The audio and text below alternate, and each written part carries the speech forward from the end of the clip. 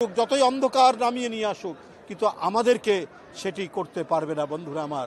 তাই আমি মনে করি সামনের ফেব্রুয়ারিতে যে অবাধ সুষ্ঠু নির্বাচন, সেই জনগণ সেটির প্রত্যাশা করছে।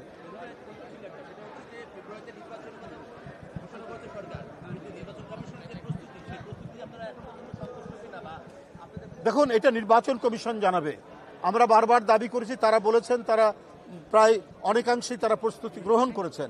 আমার মনে হয় যে সময় পেয়েছেন, এই সময়ের মধ্যে প্রস্তুতি গ্রহণ করা মোটেই কঠিন কোনো কাজ নয়। আমি আশা করি নির্বাচন কমিশন সেই প্রস্তুতি সম্পন্ন করেছেন এবং জনগণ তো প্রস্তুত, জনগণ তো ভোট দিতে প্রস্তুত। তো সুতরাং নতুন কোনো ইস্যু তৈরি করে জনমনকে এবং মানুষের চোখে বিভ্রান্ত করার যারা চেষ্টা করছেন, তারাও জনগণের কাছে আজকে ধরা খেয়ে যাবেন। তারাও জনগণ দেখতে পাচ্ছে যারা যে মানুষরা 16 বছর ভোট দিতে পারেনি, শেখ হাসিনা ভোটকে তালা দিয়ে বন্ধ করে রেখেছিলেন, নির্বাচনের নামে প্রহসন করেছেন, গরু বাছরকে ভোট কেন্দ্রে ঘোরাফেরার সুযোগ দিয়েছেন, ভোটারদেরকে ভোট দেওয়ার সুযোগ দেননি। দিনের ভোট রাত্রে করেছেন র্যাবকে দিয়ে, ছাত্রলীগ যুবলীগকে দিয়ে, ভোটাররা যেতে পারেনি। তো সুতরাং এই যে দীর্ঘ 16 বছর প্রকৃত ভোটাররা ভোট কেন্দ্রে যেতে পারেনি, সেই নিশ্চয়তা বিধান করবে এবারে নির্বাচন কমিশন এবং ডক্টর ইউনূস সাহেবের নেতৃত্বাধীন অন্তর্বর্তীকালীন সরকার। অন্তর্বর্তীকালীন সরকার নিরপেক্ষ সরকার, সে কোনো দিকে হেলবে না, কোনো দিকে যাবে না।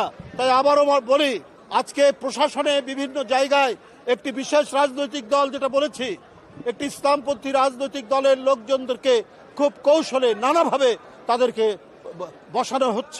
বসানো হয়েছে। এটা দিয়ে কিন্তু অবাধ সুষ্ঠু নির্বাচন হবে না।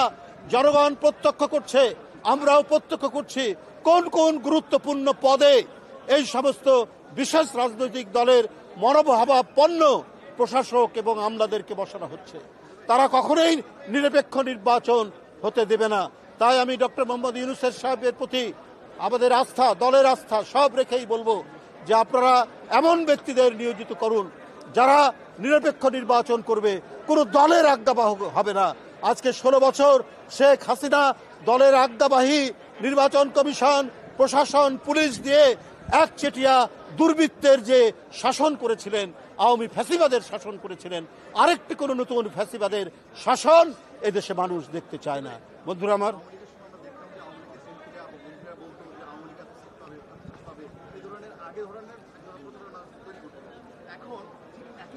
দেখুন, এইসব প্রচারণা দিয়ে কিছু হবে না।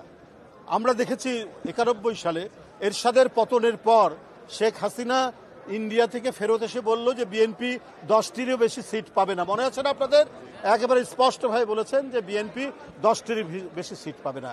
যারা অহংকার করে, যারা মিথ্যাচার করে, যারা বিভিন্ন সামাজিক যোগাযোগ মাধ্যমে মানুষের বিরুদ্ধে কলঙ্ক রটায়, এদেরকেও মানুষ চেনে।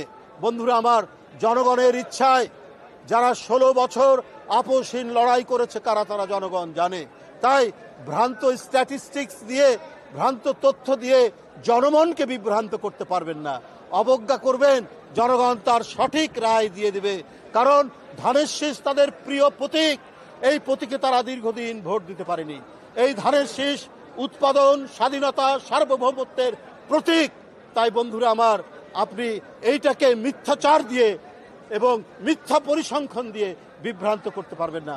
আমি আবারও অ্যাবকে, শাহরিন ইসলাম তুহিনের নেতৃত্বাধীন অ্যাব এরা অনেক যুগান্তকারী কর্মসূচি নেবে, অনেক ভালো ভালো তারা নীতিমালা গ্রহণ করবে এবং সামনের দিকে তারা এই পেশাজীবী সংগঠনটিকে বাংলাদেশের একটি অন্যতম এবং সকলের কাছে গ্রহণযোগ্য একটি পেশাজীবী সংগঠনে পরিণত করবে। এই প্রত্যাশা রেখে আমরা